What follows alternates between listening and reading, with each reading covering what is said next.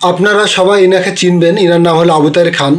ইনি দীর্ঘদিন ধরে রাজনীতি করেন, রাজনীতির মানুষ, কাজের মানুষ। তাই ইনি কি কি কাজ করেছেন আপনারা ভিডিওটা দেখুন, তাহলে বুঝতে পারবেন।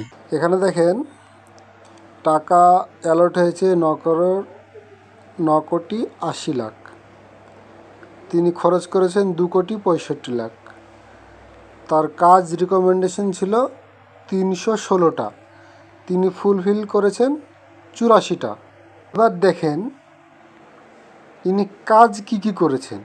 এইখানে সার্চ দিলাম, এখানে দেখেন,